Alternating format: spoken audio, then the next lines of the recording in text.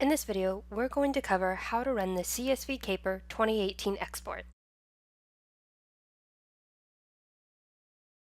Under HMIS reports, hover over HUD/HMIS reports, exports, and then click on CSV CAPER 2018.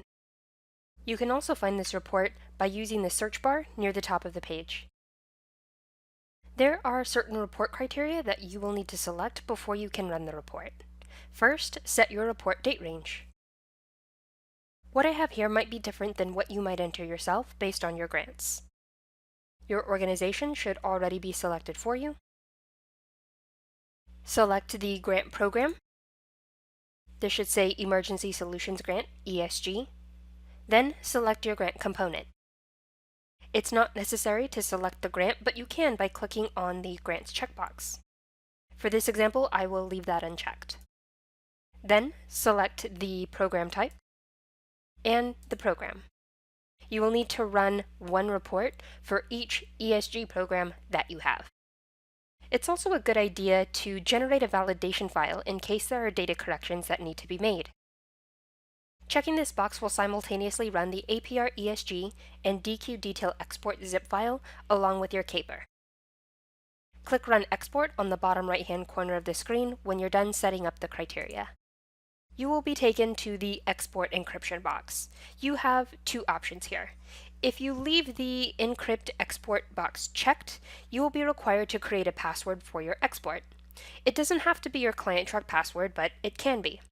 When you go this route, what is actually downloaded is a small .exe or executable file that extracts the files into a zip folder, and I'll show you what that looks like a little later. If you uncheck the Encrypt Export box, then you get this warning message. You will need to check the box below it in order to continue. When you go this route, then what downloads is the .zip file, and there are no additional steps to go through. This is the option you want to go with if your computer has a security setting that does not allow it to download executable files from the internet. Regardless of what option you choose, you are still responsible for the security of the data you download. Leave the Include header row in CSV files box checked, and the Always Quote CSV files values box unchecked. Once you are through, select Done. You will be taken to the Files on Server page. Now, you can already see here that I have my files, but typically, these files can take an hour or longer to download.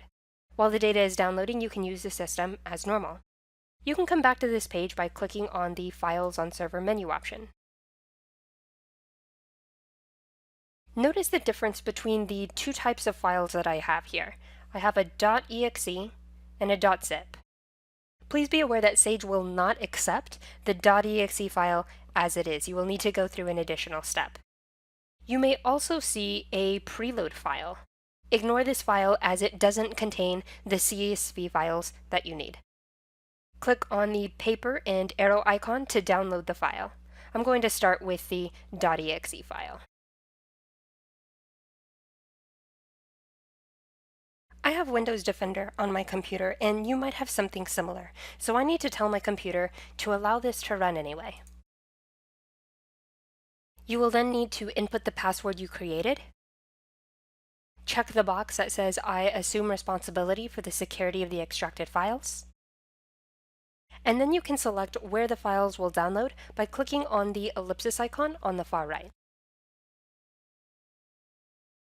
I suggest that you place them in a folder that you create before running the export.